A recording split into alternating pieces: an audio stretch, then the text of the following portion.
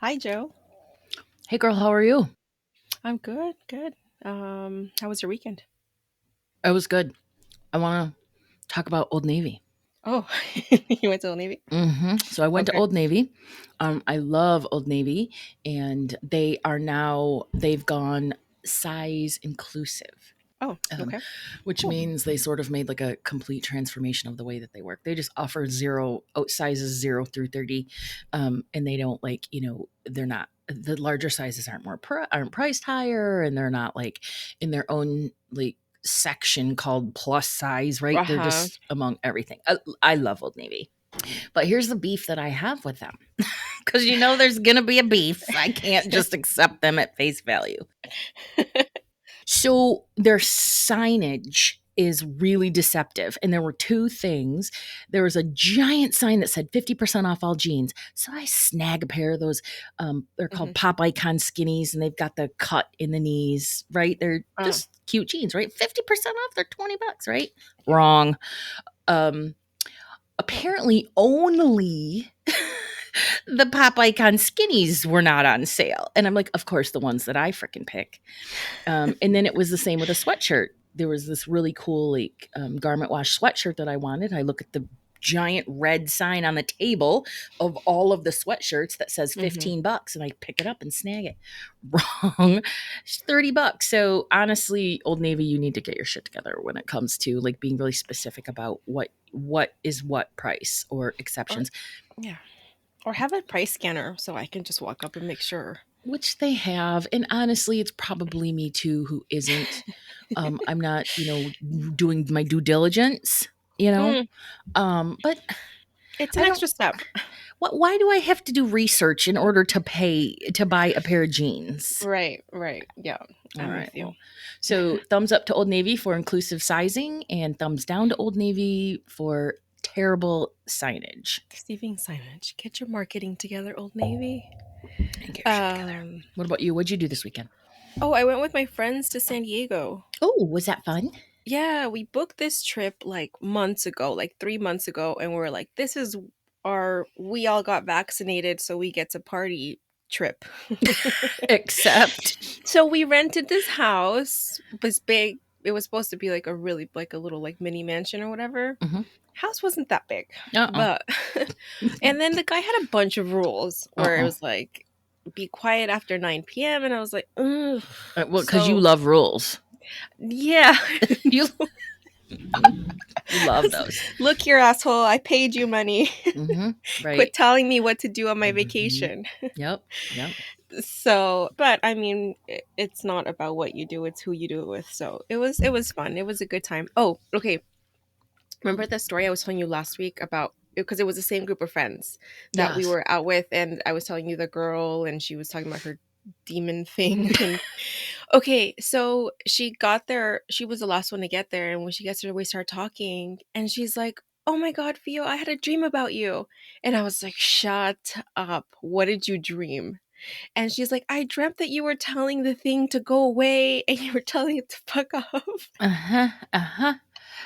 Precognition, oddly enough. That's Oh my exactly what God. happened.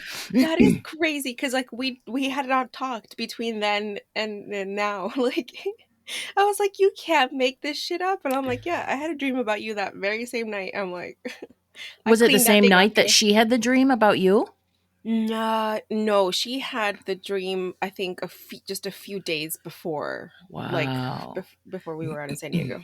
But So what do you think that was? Do you think it was astral travel, astral projection? I think it was definitely astral travel. That is so cool. You can't make stuff like this up. Oh, that is crazy. Mm-mm. Oh, I love that. All right, so you're the um, nighttime demon slayer, is what you are. I guess, I Hmm. suppose. I didn't necessarily knew I was signing up for that, but Mm-mm. okay. Mm-mm. They don't care. Let's see. What announcements do we have?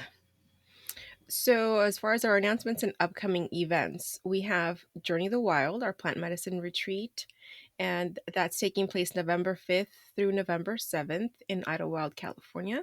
All the details are on our website. You can message us directly there to book your spot.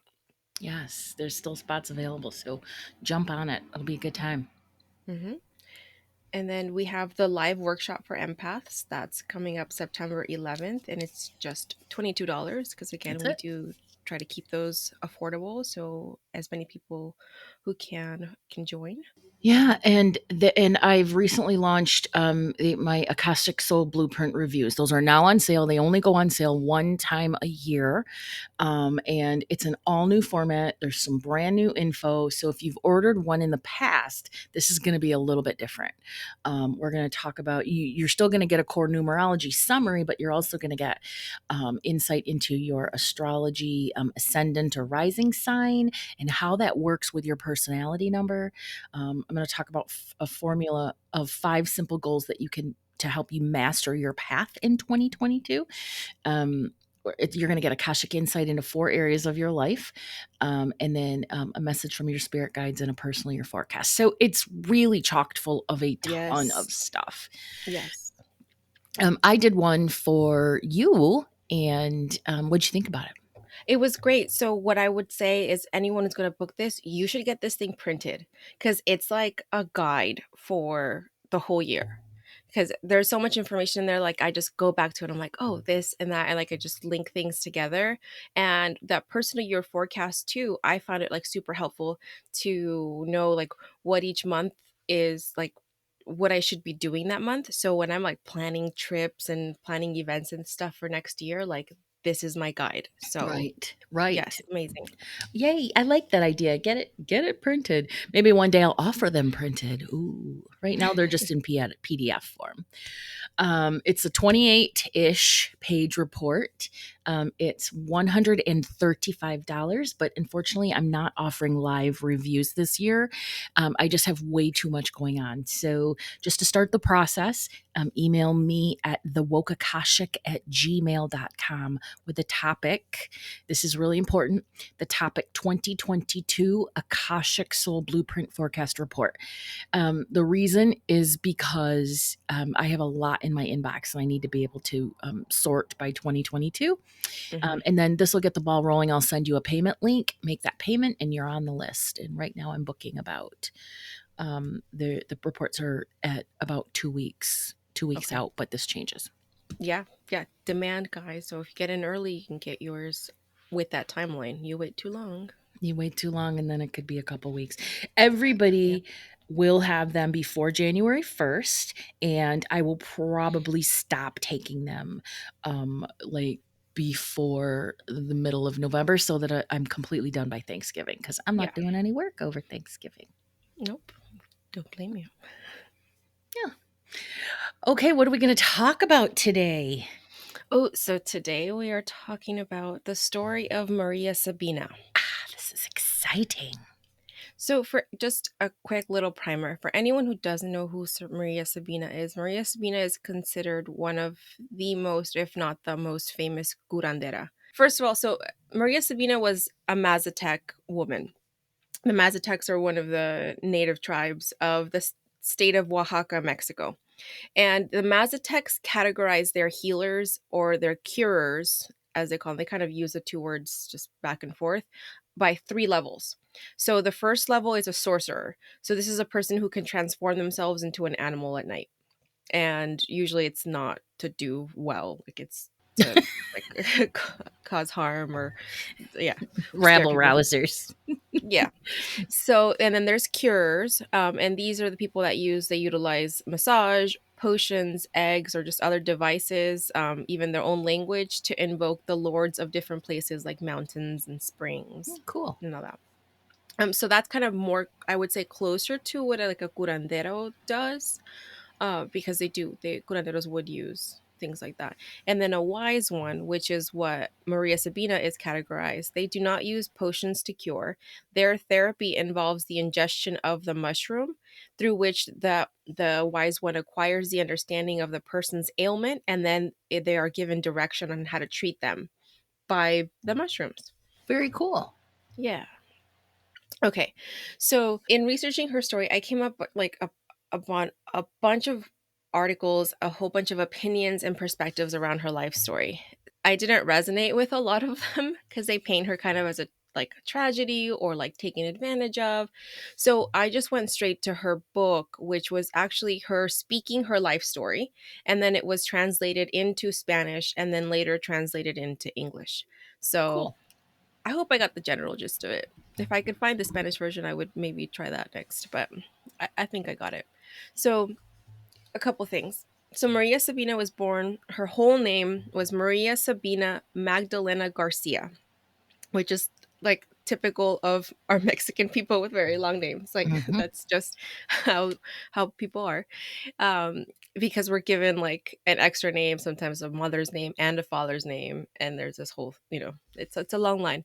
She was born in the village of Huatla de Jimenez in the Sierra Mazateca area, which is a northern part of the state of Oaxaca, and she was born in 1894. Actually, in her book, she doesn't know her birthday. Like her mom was just told her that she was born on the day that they celebrate Mary Magdalene.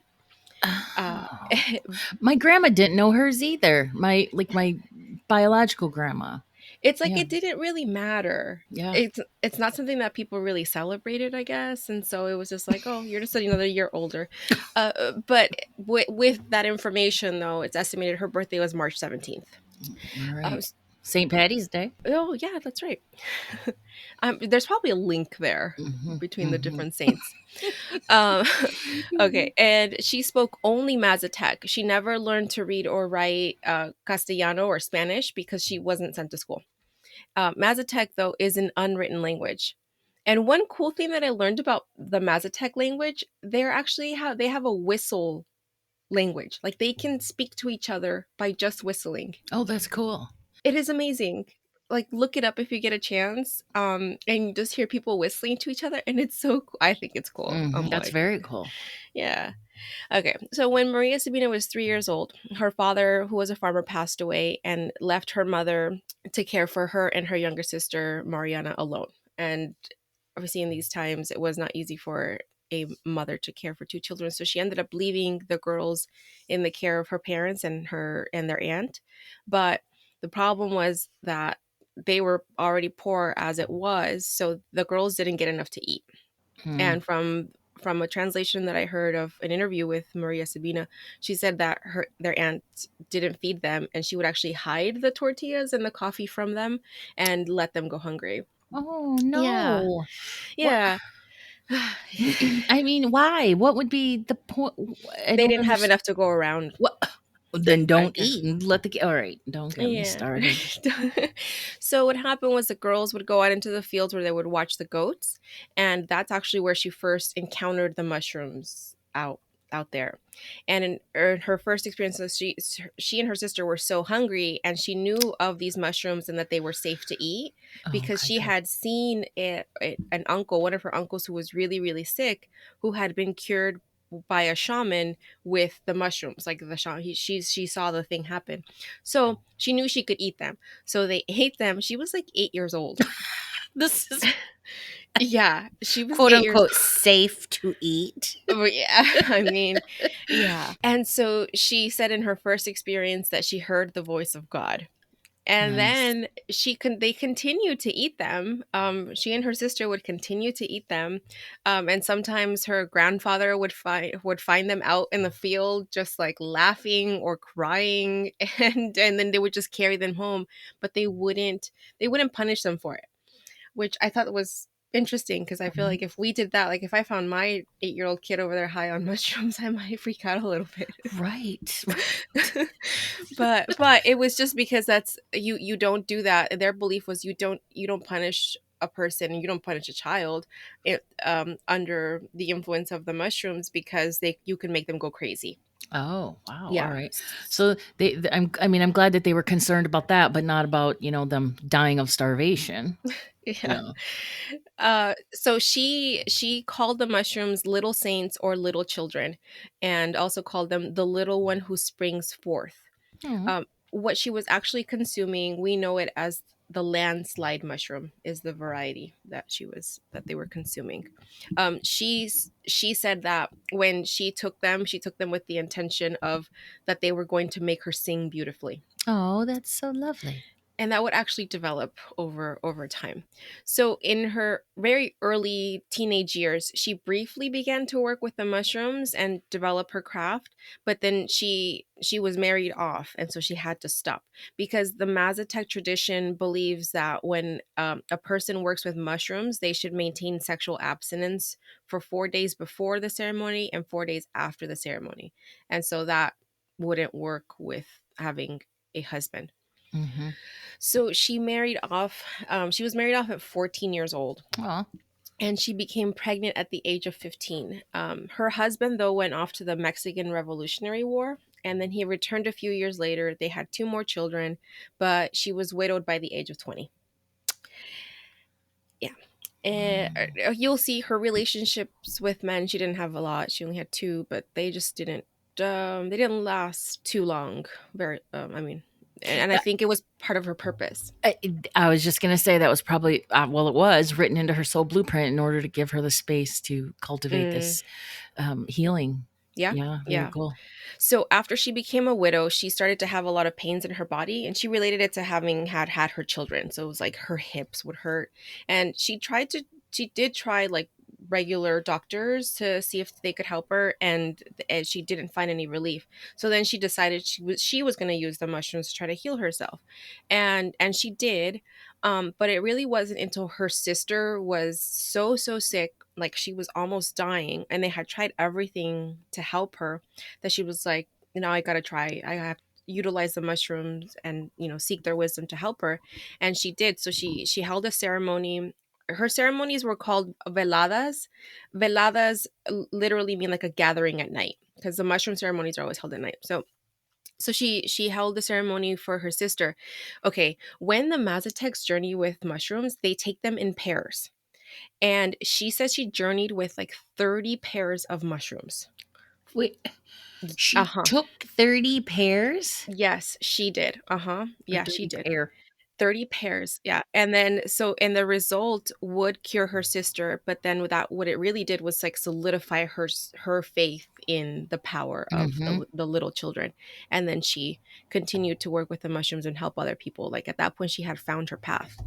Wow. Uh So just to clarify, she takes the mushrooms and then she's given the direction, for lack of a mm, better term, on how yes. to help the other. Mhm. Okay. So is the other also taking the Yeah. or the patient? Yes. Okay, so it's a collaborative thing. It is. Yeah, Uh-huh. very Yeah. cool. Yeah, it is. The person being healed doesn't ingest like that amount normally.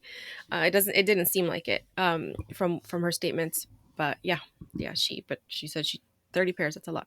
So when you say pair, then she took one and the sister took one and they did that 30 times? No, Okay. you like as her like Maria Sabina took 30 pairs herself. Okay, so 60 mushrooms. 60 mushrooms, yeah. Whew, Um that's a lot. So her ceremonies or veladas worked off of the native system of bartering, but it was not uncommon to be paid money. Just some people will pay you with what they have, and some people will pay you money. Right. That's how it worked. But she also worked by reselling goods and buying and reselling goods in the area of like Huatla, like the city areas. Mhm. So she did several things to maintain herself. Eventually, 12 years after becoming a widow, she would remarry another man. Although just by reading her book, you can tell she was reluctant about it. Like this guy was Mm, an alcoholic. He already had a reputation for being an alcoholic, so she was hesitant at first, but then she ended up relenting, and she married him, and then they had three more children together. mm. Her second husband was not just an alcoholic; he was also physically abusive to her, and he would cheat on her. One of his extramarital affairs was with a woman who was also married, And when her children found out, they vilely attacked him and killed him. Yeah. I can't say I'm upset about that news. I mean, you make your bed. Hmm. So she'd been married to him for 13 years and had had a total of 6 children at that time. By that time, um, sadly though, all of her children, with the exception of one daughter, died either of sickness or were murdered. Oh my God. That's like, those are some odds. What? Yeah, yeah. Wow. Over the course of how many years? How long? Oh, I mean, just throughout her life, like she watched like her sons were like adults. She had 2 sons that were, one was shot, I believe, and another one was killed like by a drunk guy. Like a drunk guy came and killed Hmm. him, and yeah, it was just really unfortunate Wow. What shit a that cool happened. soul contract to get into to figure out all that. Right? Yeah. But so during the time she was married, she did stop her work with the mushrooms again because of the whole, Right. sexual abstinence thing. So she found herself widowed for the second time and she was about 45 years old. Young. So after this, she decided, like, you know, obviously this men thing is not working. So she went back to her calling, and she continued to hold the mushroom ceremonies. Ceremonies, like I said, were always performed at night. So this is I'm just going to explain the Mazatec tradition of a mushroom ceremony, which is different from how people, from what I know, perform them now, or do them now. But this is the traditional way. So they're always performed at night. They are always performed in front of an altar that is set against the east wall, so that all the participants face the east from which the sun rises. The mushrooms are taken in pairs because they believe that the pairs were married, but that's can also be explained by saying like feminine and masculine Hmm. energies of the mushrooms. So that's why you do the pairs. And then on the altar there are always flowers, a cross, pure wax candles, and pictures of saints. I found this really interesting when there's also a documentary that somebody, like, they actually recorded her. Like, you can go on YouTube and watch the whole thing, so you can see, like, see her house and everything. But her ceremonies had a lot of aspects of Catholicism, which I thought was interesting. But like, once I really like dove into it, understood like it was the impact of the Spanish Inquisition that happened. We know they came in and they were basically trying to convert the native people of Mexico. And although the natives were exposed to violence and abuse, and like there was a bunch of like Mayan historical artifacts that were destroyed, um, ultimately the natives like very intelligently integrated the Catholicism ideas in with their practices. And so I just thought that was just incredibly smart. And obviously there's a lot of like that self-preservation too, because they Yep. were able to keep their practices like kind of like hidden under this veil of Right. Catholicism. Yeah, so I thought Right. that was Right. really neat. Preservation. Yeah, and you can find the this like amalgamation of native practices and beliefs that are mesh with Catholicism just all throughout Mexico today and North America as well.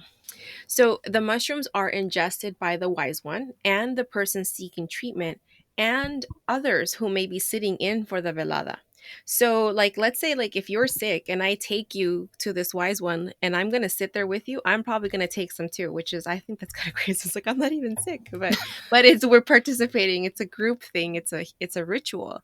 Right. Um so Sabina's healing rituals and ceremonies with fungi included several aspects, including Mazatec chants, mezcal consumption, which they called aguardiente, which literally means like bitter water. Hmm. When I looked it up, they said it's like sugar cane alcohol. So I guess it's kind of like a rum, Mm. maybe. Okay. Tobacco smoke, and then ointments extracted from medicinal plants. She talks a lot about a tobacco that they call San Pedro, and they like rub it on people and stuff, which I'd never heard of that. But Interesting. yeah. All her chants, though, are documented in a book. It's called Maria Sabina and Her Life Chants. But she doesn't take any credit for the chants. Like, she says that she didn't like make them. They were basically like knowledge given to her from the mushrooms. Channeled. Yeah, yeah, Yeah. Yeah. Yeah. The exactly. channels. Channeled. What's interesting about all of this too is that if you scroll through, any Instagram, social media, or whatever, people are like, the message is like, you need to be clean of all alcohol and drugs in order to, have a direct connection to the Mhm, spirits and, mhm. blah, blah, blah, blah. But, ancient ceremonies all involve tobacco or hallucinogenics or alcohol or some sort of mood mind altering substance. Mhm. So to these, people, I say, stay in your lane, mind your business, eat your raw food, and worry about you. Yeah. She Hmm. actually talks about the thing of the drinking the aguardiente, that how she didn't normally drink it. It wasn't until she started holding the ceremonies, and then what she called, I think she called them the wise ones, they were the people that she would connect with on the other side, that they would drink with her. So it was like this thing that she Yes. was doing, like connecting with them. There's Yeah. just a lot of conflicting, messages. I mean, even the Hmm. Catholics, they're huge drinkers and they drink wine. Drink Does that mean wine. they can't connect Yeah. to, what I mean? So yeah, so it's very interesting about Hmm. how, I don't know where this sort of trend came. It probably came from vegans because vegans. I blame the vegans for everything except their delicious baked goods. I do not blame them for those. Those are delicious. Oh, okay. Hmm. I heard this thing when I was reading this about the Spanish Inquisition. Okay, the Catholic idea of communion and like drinking the blood of Christ and a piece of his body, that actually was probably taken from Aztec sacrificial traditions, Nice, very nice. which I'd never thought of, but that makes sense. Mhm. Those Aztecs were not they were vicious. They didn't Yeah. play. They're like, "So you, a small baby, need to be sacrificed to the gods? So be it. Be gone." And so now we just like ceremonially like Mhm. think, But anyway, so when Sabina ingested the mushroom spirits would show her the cause of the sickness. So, for example, whether it was like soul loss or malevolent spirits, or if there was like a human sorcerer that had put a curse on this person, it would show her, it would tell her. She stated, the sickness comes out if the sick vomit. They vomit the sickness. They vomit because the mushrooms want them to. And if the sick don't vomit, I vomit. I vomit for them, and in that way, the malady is expelled.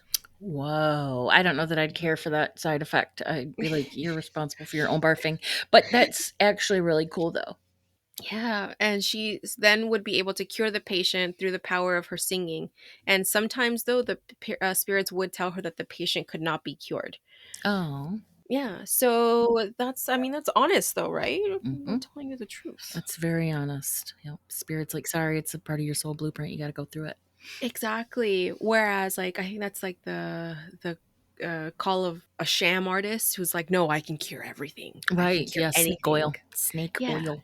it's impossible. Yeah. Mhm. On top of all this though, she did, and I mentioned this because this is going to come up later on. She maintained a friendly relationship with authorities and religious leaders. Like she went to church. It was like every Friday, like once a month or something every Friday, but she went to church regularly. She also helped several of the town's mayor's family members who were sick. And so then like that created a relationship there, that Yeah. they knew her, and so these relationships that she formed with people, they would help her later on. Okay, good. Okay. So here's where her life kind of changed. Well, it didn't, it changed, but anyway, or more people knew about her. In 1955, Maria Sabina was visited by Robert Wasson, a American bank executive and an amateur mycologist or studier of mushrooms. Mhm. He showed up to Mexico with his wife, Valentina Pavlova, and they had interest in hallucinogenic plants in the rituals of ethnic groups from different parts of the world. But he was led to Mexico after learning of Spanish codices that spoke of Aztec mushroom rituals. These things are ancient, Mhm. and whether so I'm just going to interject here and say that I feel like whether he had found Maria Sabina or he had found someone else, this stuff was going to come out. Right, exactly. The potential and possibility is Yeah. that it's time uh for it to be shared. yeah. And so after embarking on several trips, he finally made his way to Huatla de Jimenez, the city where she lived, and he was brought to Maria Sabina by one of the local authorities who knew who she was. And because she was a law-abiding citizen when he was brought over by these people, she agreed to hold a ceremony for him.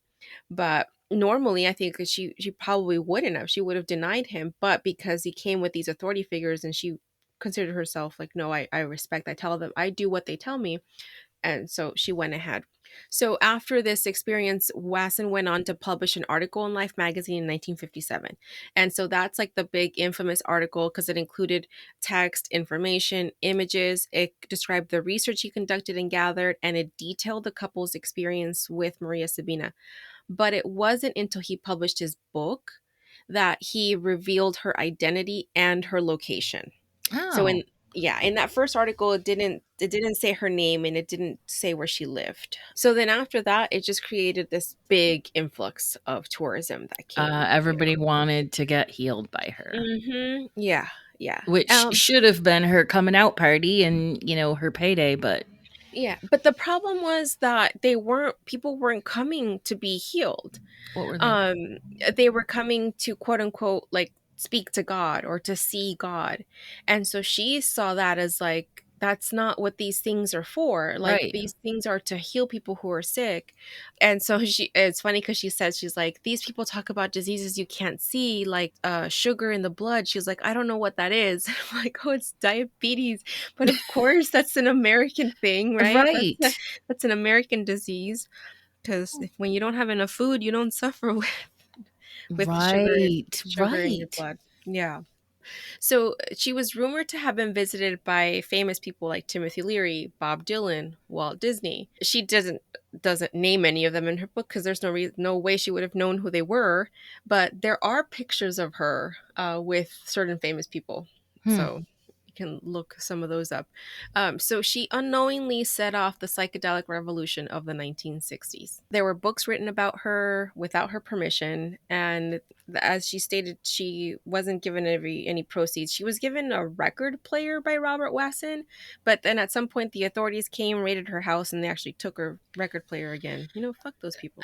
I can't imagine or fathom not, having some sort of success with something like that and not paying it Mm, forward and saying, "Hey, here's a yeah. check," even if it was just, like $5 or $100 or, you know what I mean? Like, God. All right, Yeah. whatever. I'm being judgy right now. I mean, I don't know. I don't know. But in hers, like she did not ask because it was implied. Like Yeah, in native people, like it was implied, like you go you'll to take care your of me. curandero, yeah, you helped me, so here's a chicken, or here's money. Right. Like I'm gonna pay you however I can, but Right. I'm gonna pay you.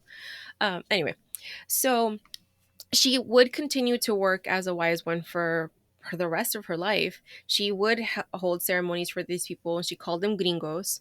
Yep. It's funny because in the book they're just called like the blonde ones, and I'm like, who calls them the blonde ones? I'm like, Mhm. oh, it's the word gringo. Like, yeah.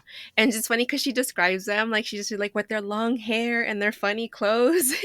I love And I was that. like, that's so cute. I'm like, that's so Long-haired funny. hippie people need Yeah. not apply.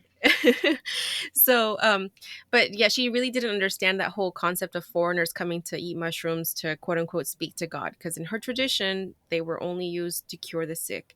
And then she believed that the mushrooms had been misused, and so that their power had been diminished because like now the mushrooms spoke English. And it was like they'd been like almost contaminated because they'd been mishandled by foreigners. What a shit show. I mean, a little bit. Like, and she's not getting any fucking money and no chickens. Like, at this point, I would be like, all right, look, you guys got to start paying me. Yeah. I think it's funny because there's her community, it's kind of split, where she was revered as this person of great importance in the end, but it's not like she didn't pay the price along the way. It sucked Right. Right. Yeah. All because right. what happened was, with the influx of tourism coming into the town, then it created other people who were going to try to profit, Or who from did the profit. foreigners. Yeah. Yeah. So what happened was that there were other people who were selling mushrooms and selling tobacco to foreigners. Oh, Yeah. So it wasn't like what she yes. was doing, or even like she wasn't Mhm, giving out mushrooms to people like that. It was what mhm. other people were doing with it. Right. Um Oh, no. and then Again, there shit show.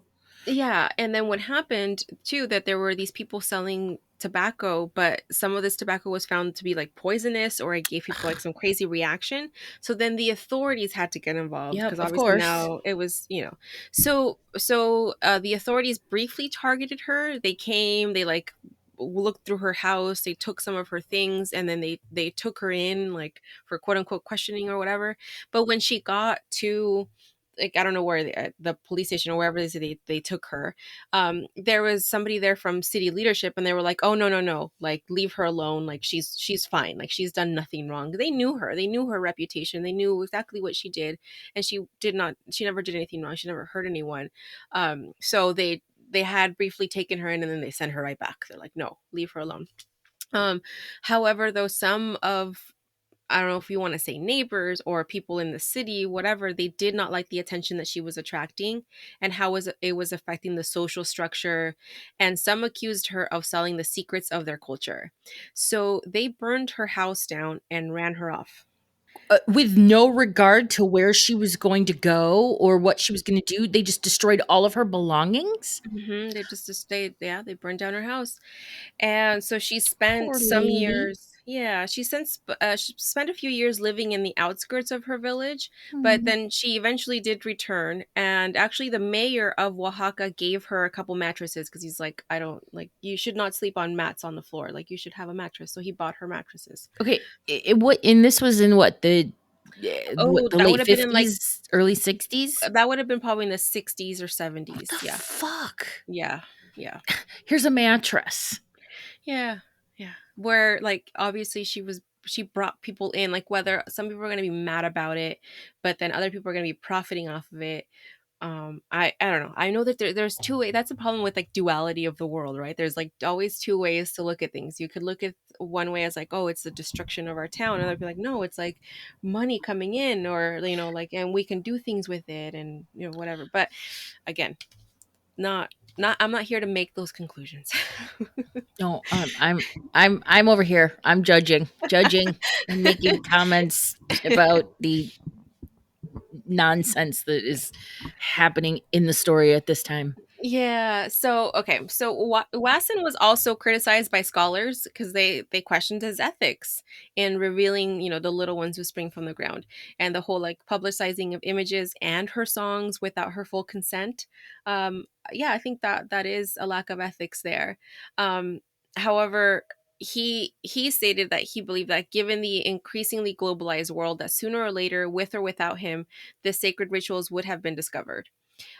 With the international publicity, foreigners with diverse interests, whether for research, curiosity, spiritual or mystical needs, they just flooded to the mountains of Oaxaca to go find some mushrooms. Yeah. So it's just what happened over the next few years. I mean, he makes a good point, but you know what? Have some fucking take some responsibility for not only what you created, but also what you displaced within, Maria Sabina's life. Yeah.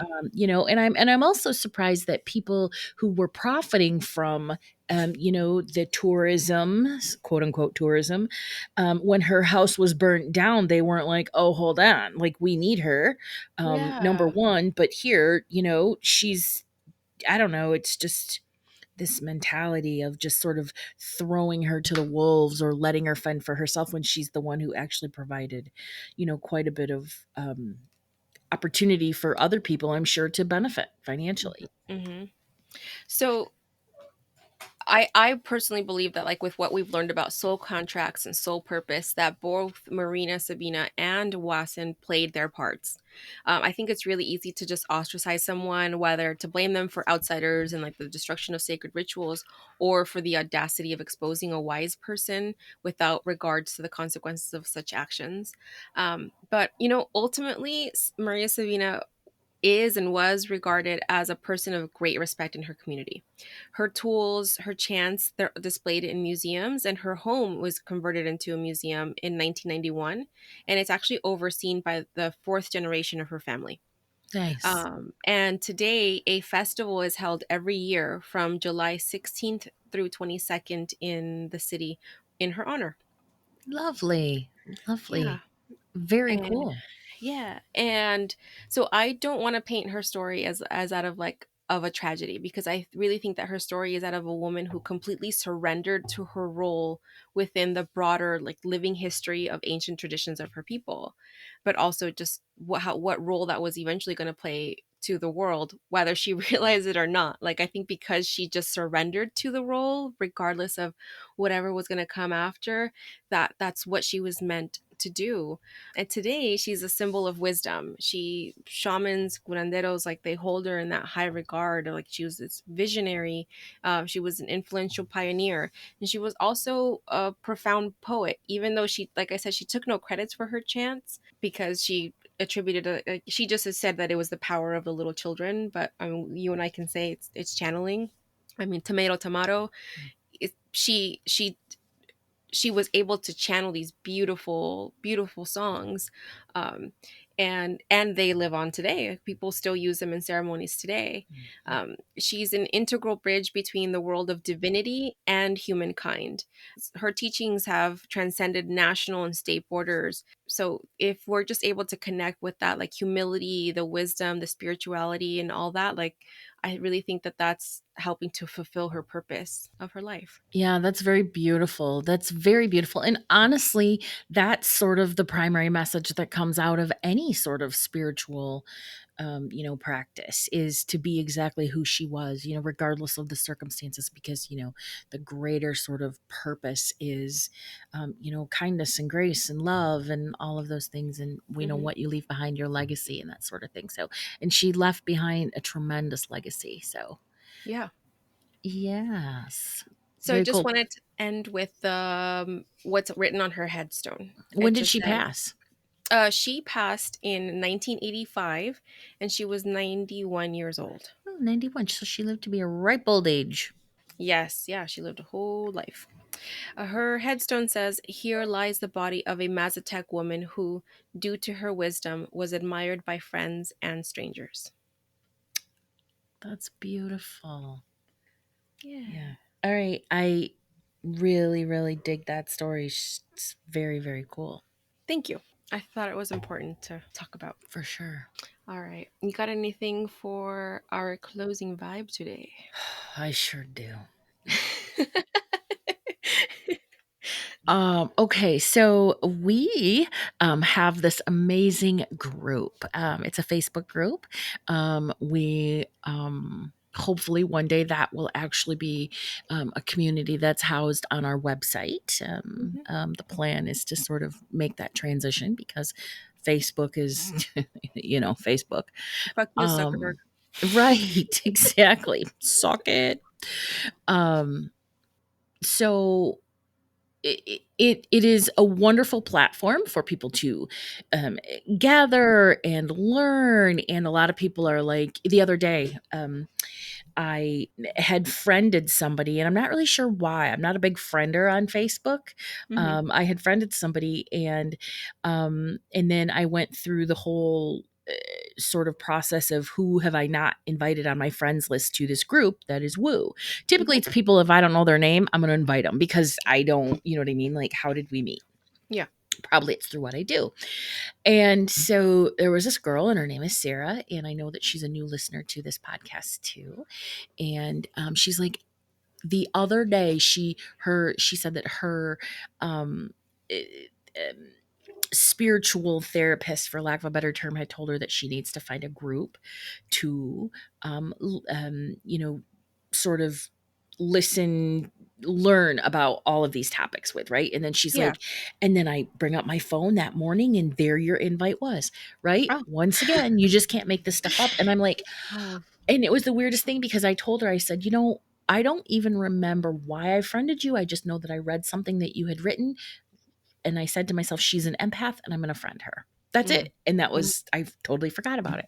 So my point is that this group, really, people that need to be there, they find their way there. It is a place for kindred to gather and have a safe space to talk about all of the things in regard to spirituality. All right.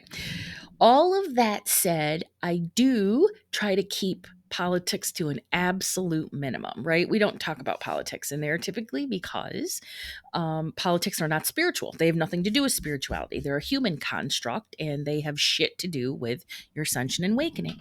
However, if you've listened to Fiora and I, you know where we stand on politics. You know what we feel about, certain political parties and bullshit and all that stuff. It's not a secret. No. So, really, the thing that I just mostly want to say is that if you post something in that group, anything that's going to elicit a wonderful conversation or one that needs to be had, say, for Yeah. instance, about vaccination and masks, right? We can have a conversation about vaccinations and masks and not make it political. Yeah. I It doesn't have tend to be political. It doesn't have to be. Now, I No. tend to briefly touch on the politics of it because that's how I explain myself. I like to give Hmm. a broad view of the topic at hand, right? But it doesn't have to be polarizing or divisive or any of that. Now, I will take full accountability that I like to use words like ignorance and stupid. I will check myself a little bit more because I realize sometimes it's not helpful. But the point is that if you post something in that group and it elicits this conversation that is a real conversation. Not all conversations are going to be, not everybody's going to agree. There's going to be lots of varying Sure. um opinions, all of that stuff. Hmm. But if Fiora and I approve that, it's good to go. So don't second guess yourself. Don't worry about being divisive. Don't worry about being, starting an argument. Don't worry about that. And if anybody is in there that is, sort of taking it off, taking a left at the light, or creating drama and nonsense, we're going to be on it and they're going to get bounced, booted, deleted, censored, whatever it is they need to do. But not if they're just sharing intelligent conversations. Yeah. Yeah. Right. Okay. So that's just something that I wanted to say because a really important conversation was deleted yesterday about how you address, spiritual people in your life that you come to find out are anti-maskers, anti-vaxxers, conspirituality, QAnon sense, Hmm. um, believers. So that's an important conversation to have in regard to spirituality because it's the foundation of spirituality. It doesn't have to go into politics, but it often does. And if it Yeah. does, it'll get, checked and made sure that it stays. It is what it is, It is what it is, man. it's part of the human experience sometimes to talk about politics and stuff. And you know, I think the problem is sometimes if you have those discussions online, it's too easy to be polarized because there's no tone. There's no tone. And Yeah. it's usually delivered with snottiness. Yeah, because I had used to have Republican employers, and we would have discussions, not arguments, like, but we'd have discussions all the time, and at the end, sometimes we could just agree to disagree. But Right. obviously, but these were my bosses, so I'm not like, but I was like, on the one hand, like, I'm not gonna like insult them, but on the other hand, I'm not going to waver on who I am and what my beliefs are and my morals for the sake of a job. So, but I could have like an intelligent discussion with them and maybe get some points across to them that they had never considered or thought of. Right. And in the end though, like generally, like I know that they are good people, like good people at heart, and that's why I could have this conversation with them. So, That's you know. exactly why, and not all, just because you're a Republican, it doesn't mean that you are a Trump Republican. You don't No, have to exactly. support Trump in Yeah. order to be a Republican and have conservative values. And I've Hmm. said this a couple of times. Prior to 2016, I was a very conservative Democrat, very conservative. And a lot of things that I saw along the way, I was like, fuck that, give them everything. Capitalism all the way. Fuck you, Republicans. Like, right? But that doesn't mean that I still don't agree with some conservative viewpoints. I just, at this Right. point, it's just like, well, I'm not going to agree with anything you say because you're all crazy Marjorie Taylor Greene nut jobs, Yeah, yeah. You've fallen off the ledge. I right? think you need a If new they party. I There think are a so. lot of Republicans that are not, I and think they're we should just. healers too. So Hmm. it's a tough. line to balance sometimes, but I think the conversations are necessary, and so Yep. Yeah. I think we should just wipe the slate clean and start over with this whole political party thing. oh my But god, that's just right? me. I completely agree. And I don't even have the knowledge base to be able to say, well, we need to do this, this, this, and this. How about if just there's no party lines and we just have, you know, um, everybody's fighting for the rights of the human, which is what should be happening. These politics they're they're in it for the money. They're in it for, Oh the yeah. power. They don't give a shit about us as the Mm-hmm. people. There Yep. are very few that do. And those that are do are sort of, demonized, like AOC or Bernie or, Hmm. Adam Schiff or, even Pelosi. Yep. She's still a politician. She's at the Right. core, she's a politician, as is Biden, as is Harris, Hmm. Yeah. so it is what it is. I think if you get the money out of politics, you can really do a lot. 100%. No lobbyists, nothing, Hmm. zero money. It's a civil servant job, which is what it was, intended to be, a civil servant job with a Hmm. reasonable salary, and Yep. then you've got, fucking assholes like Mitch McConnell Oh who are like God. millionaires. Like, how the fuck did he become a millionaire? The Yeah. Yeah. bastard's been in politics for what, 30, 40 years? Hmm. Oh, he's Hmm. gross. Yeah, and there's a lot of and it happens on both sides too. I think one of the California governors, I think Barbara Boxer was on that same list too of like politicians who became strangely wealthy. All How blame, do they yeah, do that? I want to yeah, know. Full yeah, transparency. yeah. Do you think it's through illegal means? I do. I don't care if it's a Democrat. I mean, kind of. It's like Shady. it's not illegal, but is it ethical?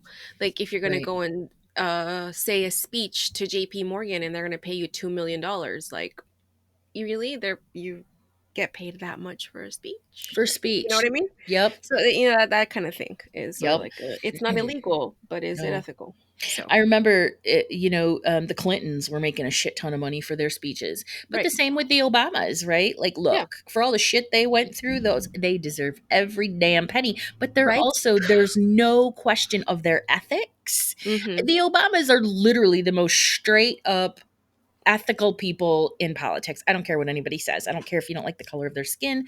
They're ethical, good, solid human beings. Yeah, and End of story. incredibly Yes, smart, and incredibly absolutely educated. Yeah. and completely deserving of every fucking penny they make. Yep. Yep. So, you know what? I got zero problem Yeah. saying they have every business getting every penny that they ask for. So, Yeah. So there's our political rant for today. there's the political rant for today. All right. Okay. So, listen, guys. Please share and review this podcast. Sharing those episode links with your friends, family, and social networks it's literally the key to the success of esoterics, and it helps us grow our audience. And this also goes for review on Apple's. And leaving a review could snag you, a voucher for one of our metaphysical events. You can find us on all the socials under Esoterics Podcast, and be sure to join our Facebook community, the Woke Akashic Group, to hear firsthand about our classes and events, and as well as get intuitive development tips, card pulls, free meditations, and a lot more, including a safe space to share. That's right. We share shit in there. Yes.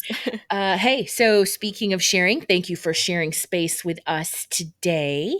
Stay mystical, magical, and ready to do it again next week when we'll be talking about the Akashic Records. I'm going to answer some of the most common questions asked. They're questions that came out of the group, and they're questions that come out of the sessions that I do. So Awesome. be sure to tune in for that next week. Yes. All right. Thanks for sharing space, guys. Bye. Bye-bye.